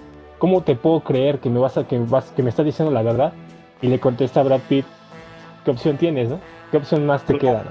Si Y no, es una maravilla. aquí tiramos granadas y te matamos, así de sencillo. Exactamente, así de sencillo, ¿no? Entonces hacen este intercambio, le dicen que lo van a dejar vivir en entendido de que pues deje viva a la actriz, porque pues ellos siguen con de que su plan sigue en marcha. Y pues ya es cuando vemos aquí que de alguna manera la actriz interpretada por Jan Kraut agarra una pistola y pues se echa al último alemán que quedaba vivo, ¿no? Es impresionante, muy paradójico, pero creo que esa escena es de las mejores escenas de los últimos 20 años, no me atrevo a decir. Sí, definitivamente magistralmente creada, me fascina, ¿no? Y bueno, ya para no seguirnos más, esto da pie a lo que sería el capítulo final y el capítulo 5, que yo considero, no sé tú, me dirás, el clímax de toda la película es el 4 y ya nada más nos acercan a un final en este 5. Para mí el clímax perfecto fue esta balacera, sobre todo en cuestiones de dirección artística, todos los detalles que se tomó Tarantino de poner en el bar son impresionantes, desde los vasos, desde los personajes, botellas, el los vestuario, colores. exactamente, todo lo que manejó en esa escena es muy muy bien logrado y ya nos da entrada que pues las cosas se les complican, ¿no? Porque obviamente al quedar Diane Kruger herida, pues da paso al capítulo 5 que sería pues, la noche de estreno de la película de El Orgullo de la Nación, ¿no? Ay, no sabes qué risa me dio cuando la primera vez que la vi, cuando todavía siguen con la idea de hacer el plano, ahí te llegamos a eso. Nada más comentar que el capítulo 5 empieza con la canción de David Bowie, ¿no? Así es. Cat People que escuchamos en el encore pasado, con esta Shoshana obviamente ya haciendo todo lo posible, haciendo toda la preproducción para el plan que había ideado en su momento de tener a todos los altos mandos nazis en su cine y pues prenderle fuego al final de la noche, ¿no? Para ya consumar con su venganza. Y nada más ahí comentar, hermano, pues como bien tú comentas, pues en este careo que tiene Aldo con Jan Crow, él no le cree en un momento, me dice, quiero pensar que me estás diciendo la verdad, pero a mí se me hace muy sospechoso que precisamente el lugar en el que nos citaste estuviera lleno de puros soldados de la SS y de la Gestapo. ¿Cómo te puedo creer que esto es una casualidad? O que fue ya pues planeado por ti y por los alemanes, ¿no? Y de alguna manera como la empieza a cargar de manera directa, no sé qué piensas tú de esta escena que también es increíble, me da mucha risa a mí. Cuando le están curando la pierna, ¿no te refieres? Bueno, cuando tiene este balazo, pues ahí yo creo lo más rescatable de esa escena es que les da la noticia que no estaban esperando a los bastardos de que el mismísimo Führer iba a estar en la presentación, porque hasta cierto punto creo que ellos iban allá a cancelar la operación, o sea, como que decían, no, ya aquí no, ya valió, no hay forma de hacerlo, y que el Führer entre al juego otra vez, estar en la mesa, dicen, no, hay que intentarlo, o sea, cualquier opción, y lo dice realmente Brad Pitt, cualquier opción de matar al tío Adolf es suficiente. Es suficiente excusa para hacerlo, ¿no? Entonces, es lo que rescato de esta parte y cómo idean el plan ahí. Pues interesante con su sé mucho italiano, ¿no? Ese me suena cuando uno quiere decir algo que realmente no sabe hacer y sí lo sé un poquito, ¿no? Y ellos, los dos ahí, dicen, sí sé italiano, sí, como no, mi abuela. Es como cuando te entrevistan en una entrevista de trabajo a la redundancia. Digo, pues cuánto le sabes a Excel, ¿no? ¿Cuánto le sabes a CAD, ¿no? ¿Cuánto le sabes a varios programas? No, Un pues 80%, ¿no? 80%. No sabes ni el 20, hermano, ¿qué te haces idiota, no? No sabes nada, ¿no? Pero no contesta eso para dar aire. Exactamente, o sea, no sabes ni un carajo, pero tienes que decir que el 80% para que las cosas salgan bien, ¿no? Sí, Claro. no. Y cómo empieza a decir, no, yo hablo un poco italiano, el otro que me parece que es Donald Wick, se le dice yo también lo hablo un poquito y le dicen a un último bastardo, no recuerdo ahorita su nombre, dice tú vas a ser el tercero que venga con nosotros y él contesta, pero pues yo no sé hablar italiano, no importa, como dije eres el tercero y vienes con nosotros. Cállate, le dice, tú eres el asistente del Cállate y asistente, vienes no, con cállate. nosotros. Sí. Dice, como dije, tú eres el tercero y vienes con nosotros. Es Claro. increíble, hermano. Como idea también esta representación Aldo el Apache ya cuando se encuentran ya en la premiere como tal de la película y le dice, tú vas a ir vendada, te vamos a llenar de morfina, te vamos a vendar la pierna y vas a inventar la excusa de que te fuiste a escalar a una montaña y te caíste, ¿no? Ay, bueno, esa es una meme, de verdad que siempre la que la revisito me hace reír enormemente, pero me hace reír aún más cuando ya se carean con Hans Landa en la premiere, hermano, que no, entonces creo que es magistral como Tarantino te puede presentar desde una escena brutal, balacera y ser muy, muy gráfico, hasta una comedia súper bien marcada, hermanos. Es impresionante la manera en cómo este diálogo que se tiene ya en la representación de los tres personajes que hace esta Diana y la actriz como tal, a Hans Landa cuando se lo encuentran ya en el premier y le empieza a describir, ¿no? Que viene con Enzo Gorlomi, que es Aldo el Apache, ¿no? Que supuestamente es un doble, ¿no? Es un doble de cine, ¿no? Un Supuestamente. doble italiano, le dice ahí. Exactamente, que es un doble italiano. De la manera en cómo traducen la palabra de Enzo Gorlomi, ¿no? Y Brad Pitt todavía se cree, ¿no? Dice Gorlomi, ¿no? O sea, de una manera impresionante, me da muchísima risa. Y cuando también crea a Donna Wick, dice Antonio Margheriti, ¿no? Y ya para el último, a Dominic de Coco, ¿no? Es increíble, hermano. Sí, son los tres chiflados totalmente representados ahí, ¿no? Y sobre todo porque Diane Kruger les dice que hablen italiano porque los alemanes tienen más oído para italiano. Y Sí, lo sí. chusco de ahí es que Hans Landa, Christopher Valls, les empieza a hablar en un italiano perfectamente fluido, ¿no? Y los otros se echan para atrás, ¿sí? Estoy seguro que ni siquiera le entendieron en esa escena y No, le contesta nada más como gracias, le dice gracias. A mí siempre que veo esa escena me da muchísima risa. Y nada más comentar que por esta escena en particular es que Tarantino decidió llevar a Christoph Waltz al cast de la película, ¿no? Él comentaba que si no iba a estar presente Christopher Waltz, perdón, como el papel de Hans Landa, la película no podía ser, porque era muy importante para Tarantino el papel de Hans Landa, y tardaron muchísimo tiempo en conseguir al que se iba a hacer cargo del papel, hermano. Entonces, sí es el papel como tal es muy representativo de Christoph Waltz en la película, porque básicamente por él la película se dio. Y esta escena como tal, pues es la representación genuina, ¿no? Necesitaban una persona que pudiese hablar alemán perfectamente bien, que hablara inglés perfectamente bien, francés perfectamente bien, italiano. Creo que todos esos cuatro idiomas, encontrarlos en una sola persona, hermano, hace que pues sea mucho más reducido esta parte, ¿no? De poder encontrar una persona así.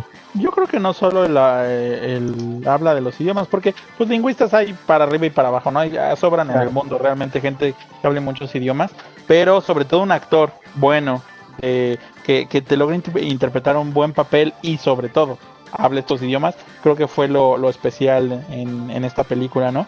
Y yo nada más quisiera mencionar ya del capítulo 5 lo repasamos, es el final, quien lo ha visto todo lo que pasa sobre la explosión, el asesinato de Hitler, demás. A mí me gustaría hablar y retomar de este capítulo el tema del balance. Durante toda la película te van mostrando dos vertientes, que es la historia de Shoshana por un lado y la historia de los bastardos por el otro. Sí.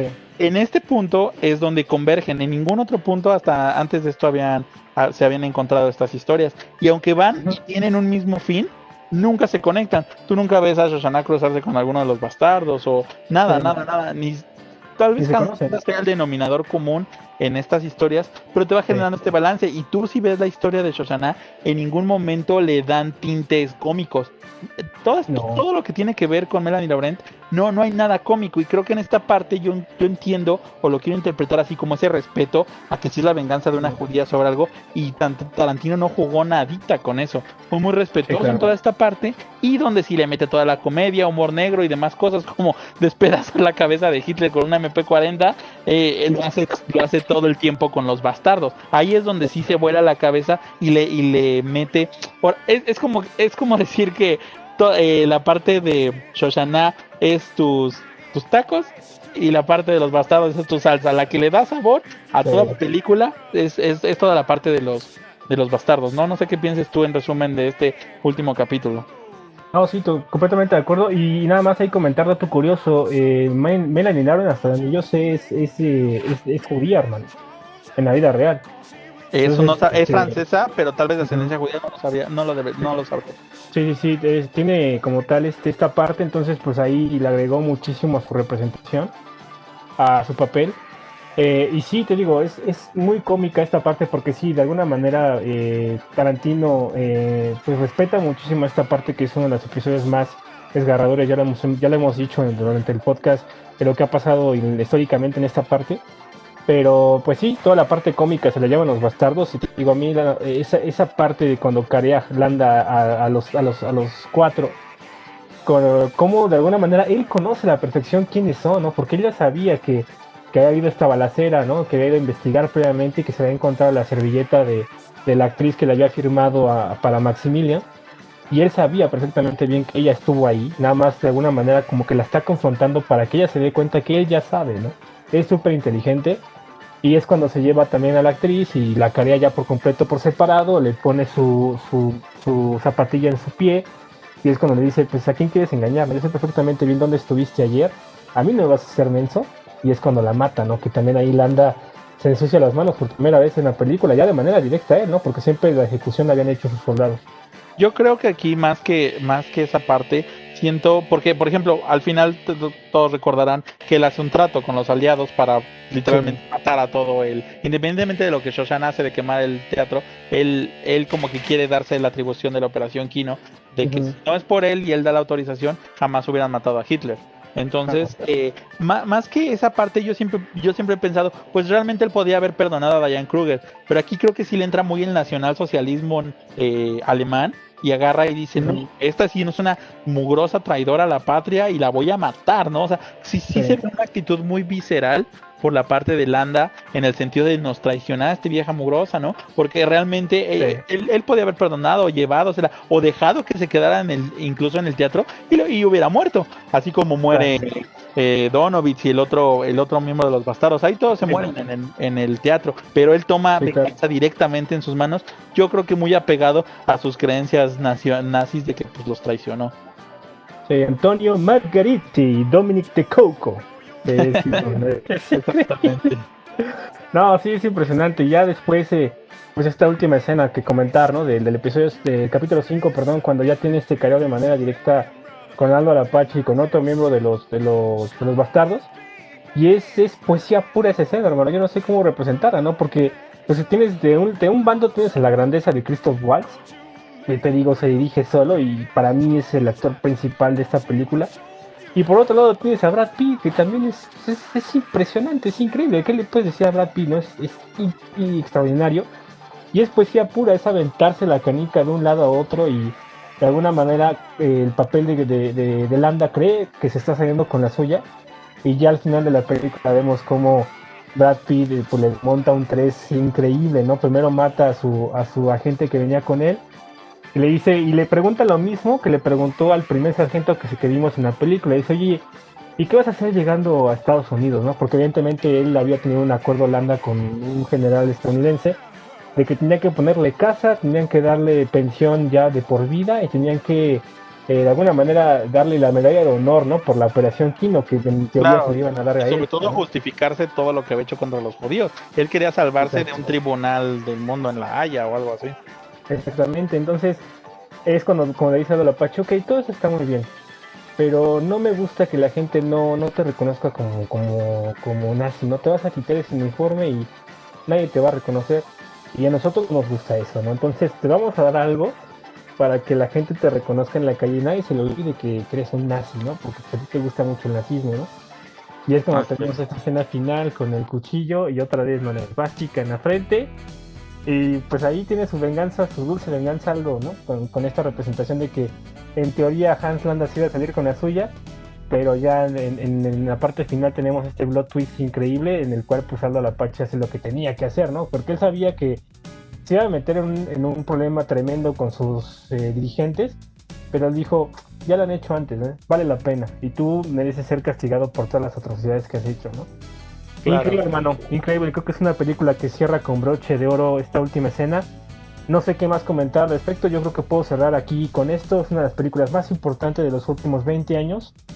En mi top 5 de lo que ha hecho Tarantino, no es mi película favorita, me encanta.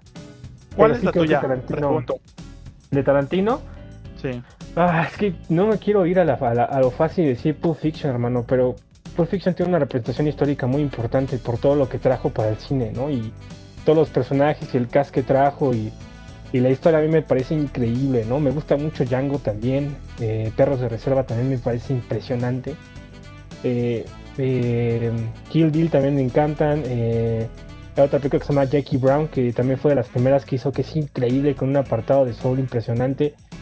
Es complicado elegir, o sea, hay muchas películas que me gustan de él, pero sí la pondré en un top 5, ¿eh? En mi top 5 entra sin problemas.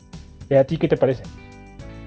Fíjate que yo considero, te lo podría decir así, no creo que sea la mejor hecha, creo que la mejor hecha de Tarantino, y como bien lo mencionaste tú, como trascendencia en el cine, pues es Pulp Fiction, Tiempos Violentos.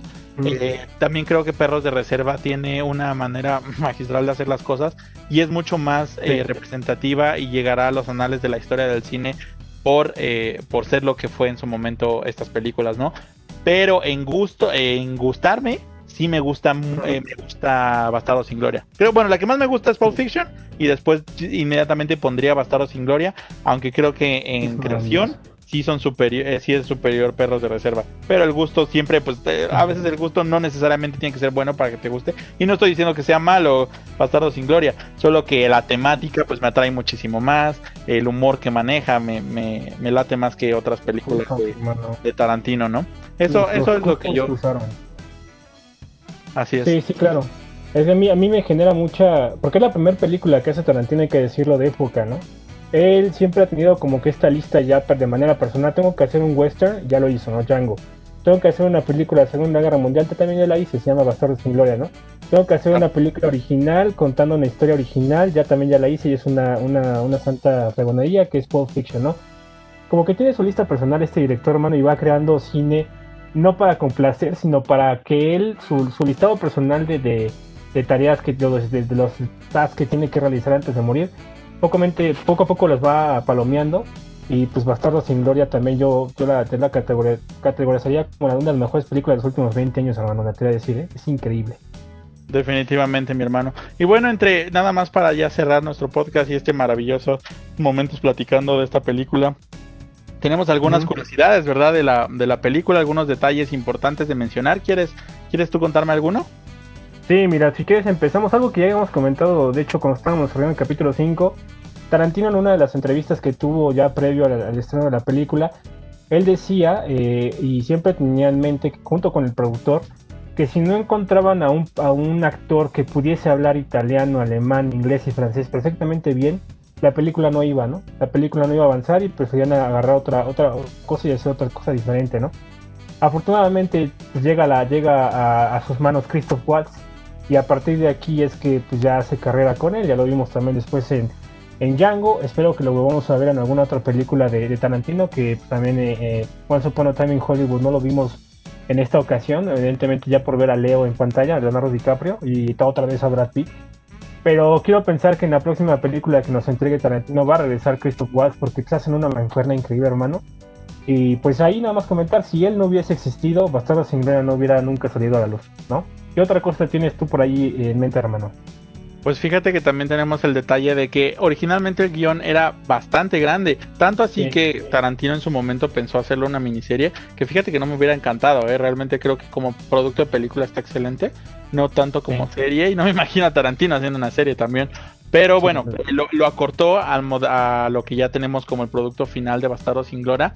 Y aunado a este detalle, también es importante mencionar que la película fue previa a cintas como Kill Bill, pero Tarantino no sabía cómo acabarla, entonces la fue dejando, fue de esas historias que puso tantito en el tintero y siguió con algunas otras de sus publicaciones hasta que logró acabarla. Ese creo que es un detalle interesante de que yo creo que por eso le llegó a dar un final tan interesante a esta historia. ¿Qué otro, mi hermano? Sí, cancelan, estaba terminando el guión y no lo terminó y empezó con Kill Bill, sí, totalmente de acuerdo. Pues también otra parte como tal, también en una entrevista que tuvo con Tarantino menciona que es una de las películas más complicadas que ha tenido que grabar con un cronograma también muy corto y él tenía que grabar pues una escena en no más de 3 días, ¿no? Hay que decir, nosotros vemos las películas ya terminadas, pero es verdaderamente artístico lo que ellos hacen y tardan muchísimo tiempo en producirse, no es de enchilar una gorda y evidentemente eso se ve en la película con el detalle que tiene. Y él comenta que tenía que grabar no más de 3 días cada escena que vemos en pantalla, ¿no? Evidentemente él tiene su cronograma ya súper mapeado, pero sí comenta que fue muy estresante realizar la cinta, ¿no? Principalmente porque todo este cambio de locaciones, tanto en Alemania como en París, en Estados Unidos, ¿no? Que principalmente se grabó. Y fíjate que yo, es lo que mencionaba al principio de la película, no sé, han de haber tenido yo creo unos 3 juegos de cámaras, no creo que han de haber tenido más. Y el estar intercambiando cámara para mostrar la cara de cada persona, porque cuando te voltean la cámara principal, tú estás viendo la parte trasera de donde salió la toma anterior y no está la cámara. Entonces, Sí. lograr que los actores mantuvieran esta tensión y posición exactamente para esos cambios de cámara está muy cañón. Está muy cañón tanto para la dirección de arte como para los mismos actores haber aguantado. Realmente creo que sí eran situaciones muy tensas donde no tenías un riel y filmabas una escena continua, como lo veremos en, por ejemplo, 1917, que también tiene sus dificultades, pero realmente tanto cambio de cámara que Tarantino hace, por eso se le alarga mucho la filmación de una película, y en este caso que tenía poco tiempo ha de haber sido un gran reto. Sí, claro. No, completamente de acuerdo contigo. Y nada más ahí comentar por último otro dato curioso, hermano. Es que pues muchas de las películas de Tarantino como tal toman ciertos hechos históricos y él tergiversa un poco la historia original, contando su propia versión, ¿no? También vimos ya años mucho más tarde y mucho más recientemente en Once Upon a Time in Hollywood con esta historia de Sharon Tate y Roman Polanski, ¿no? Que de alguna manera, si le han visto esa cinta, pues termina de una manera muy distinta a como originalmente pasó en el hecho histórico real. Aquí pasa algo muy similar, ¿no? Que tú comentabas ahorita que un hecho que me dio mucha risa antes de grabarlo, hermano, que una persona te dijo, ¿no? Que él no sabía que Hitler había morido así. Había muerto. Ajá. No puedo creer, o sea, no, esto es lo que vemos en la cinta, no es real. Te digo, yo cuando me lo dijo, porque literalmente fue de, oye, sí, fíjate, yo no sabía bien cómo había muerto Hitler, y pues, qué dura muerte, ¿no? Y yo así como de, ¿qué Sí. te pasa? O sea, a medio derrame cerebral, como te digo, intenté explicarle que no, que es una sátira de la Segunda Guerra Mundial, ¿no? Entonces, Sí, claro. bueno, son detalles que luego la gente no se lo tomen todo lo que vean en la tele como algo real. Sí, Siempre hay que investigar.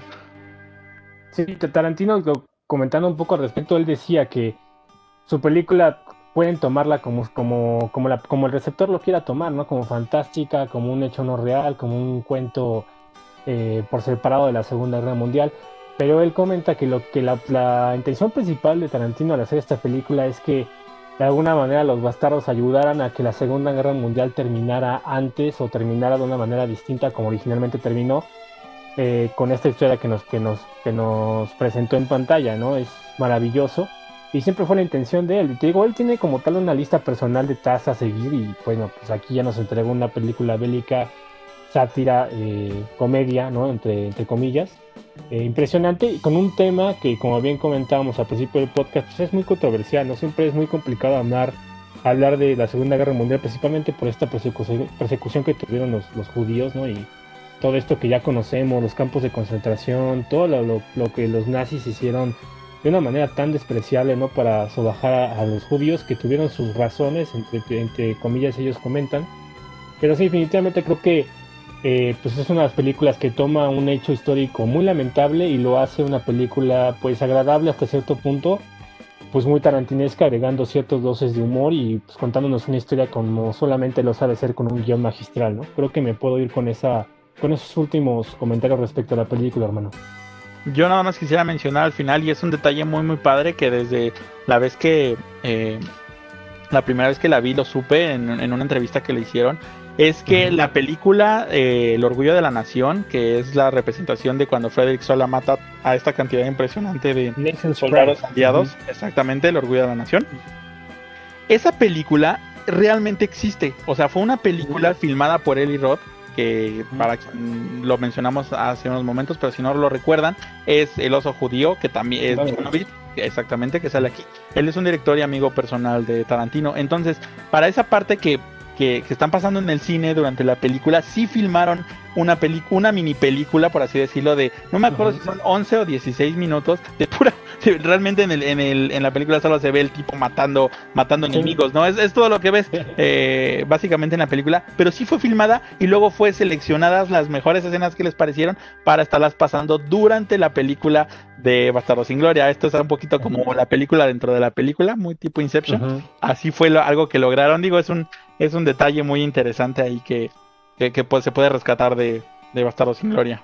No, increíble, increíble. Te digo, yo la pongo en mi top 5 de lo que hace Tarantino y esto es cine, hermano. O sea, yo me iría con esto, ¿no? Hacer una película así de detallada, con estos guiones, con esta representación de los personajes, tan bien concebida. Esto es lo que yo llamo cine, hermano. O sea, es que mucha gente cree que somos payasos y que decimos, no, pues es que esa película no es buena. Cuando comparas el cine que normalmente sale en los blockbusters y películas que pues, salen a borbotones, que son películas por encargo, ¿no? Así yo las llamaría, versus un cine de autor, ¿no? Que es una película concebida con su tiempo, que el director quiere hacer, que el director quiere contarte una historia porque él así lo quiere hacer, no porque hay una productora atrás de él pidiéndole cuentas, ¿no? Entonces, creo que se nota la diferencia, pues, enormemente, ¿no? Versus las películas que normalmente podemos ver en el cine, en los blockbusters, repito, que van calendarizadas, a lo que presenta un Roman Polanski, a lo que presenta un Quentin Tarantino, a lo que presenta un Stanley Kubrick en su momento, ¿no? O sea, hay una diferencia muy marcada y creo que puedo cerrar con esto, hermano. Es una película increíble y hoy espero que después de escuchar este podcast les dé la cosquillita de volverla a ver, porque créanme que después de escucharnos a nosotros, después de todo lo que comentamos, la van a ver de una manera distinta y eso se los puedo firmar. No, y solo eso, si no la han visto, pues creo que es una cita obligada dentro del cine actual, contemplar esta película, ¿no? No, es una cita imperdible, vayan a ver y disfrútenla realmente. No, de acuerdo, hermano. Pues entonces, no sé si quieres agregar algo más para cerrar. Pues como siempre, me dio mucho gusto haber compartido contigo cabina nuevamente en este proyecto que la verdad, lejos de buscar números, pues es amor completamente al arte. Ya era un proyecto que nosotros habíamos pensado desde inclusive antes de salir de la universidad, ya lo traíamos en mente. Y pues ahorita ya por la pandemia se está dando ya de manera puntual, ¿no? Entonces, pues me siento muy orgulloso de tener este programa en conjunto contigo, porque siento yo que lo estamos haciendo con todo el corazón. Y pues son temas que nosotros conocemos a la perfección y espero que se pueda traducir de alguna manera en los comentarios que damos respecto a las películas y las IPs que estamos desarrollando. Pues me dio mucho gusto, digo, no sé si quieres agregar algo más, hermano. Otro capítulo más de Cinema Wave. Esperen y estén atentos a la página durante la semana. Como les hemos comentado en todos los programas, pues ponemos publicaciones referentes a distintos temas y noticias que se dan de temas de cine, de temas de videojuegos y de entretenimiento en general. Y los programas que vienen en el mes de diciembre, no les quiero adelantar nada, pero agárrense porque vienen muy buenas películas y muy buenos videojuegos que vamos a estar comentando en el mes de diciembre, ¿no, hermano? Así es, amigo. Igualmente, gracias por haber estado aquí, por compartir esto. No habría mejor persona para platicar de este tipo de películas que tú. Lo disfruté muchísimo. Y pues sí, recordar a nuestro auditorio, nuestras redes sociales, @geekersmedia. Estamos en Facebook, Instagram, Twitter. Nos pueden ahí mandar mensajes con todo gusto. Estamos atentos a todo todo el feedback y retroalimentación que ustedes nos pueden dar. Y pues nada, esperen un siguiente episodio de recuerden que cada 15 días sacamos las noticias más importantes, Geekers Times, y cada también 15 días alternado a estos Geekers Times estamos sacando especiales de videojuegos y películas. En efecto, hermano, pues muchas gracias por haber estado hasta aquí con nosotros. Un capítulo más de Cinema Wave, episodio 002, Bastardos sin Gloria. No se despeguen de la programación de la plataforma, vamos a estar colocando más programas en un futuro. Esperen la programación de diciembre para cerrar el año, creo que vienen películas increíbles también. Y pues bueno, pues muchas gracias por haber estado con nosotros. A nombre de Francisco López Arces y Ricardo del Río, un gusto enorme estar nuevamente con ustedes. Cuídense mucho, síganse cuidando, por favor, el virus sigue presente, sigamos teniendo las medidas de seguridad y salubridad posibles. Y pues muchas gracias, me despido, un abrazo enorme, cuídense mucho, nos vemos en la siguiente. Bye bye. Bye.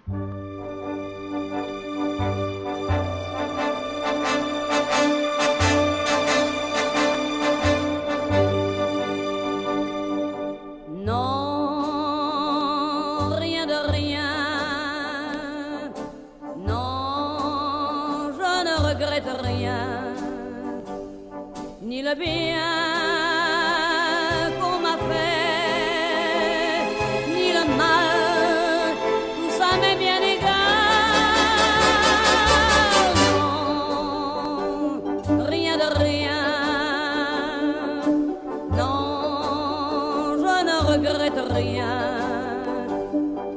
payer,